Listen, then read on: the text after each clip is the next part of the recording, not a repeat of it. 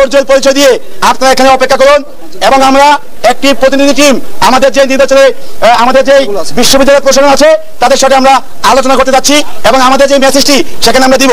আমরা চাই দ্রুততম সময়ের মধ্যে জাকসুর ফলাফল ঘোষণা করতে হবে অফিসিয়ালি। আমরা আমাদের জায়গা থেকে দুইটি বিষয় নিয়ে নির্বাচন কমিশনের সঙ্গে যোগাযোগ করতে যাচ্ছি।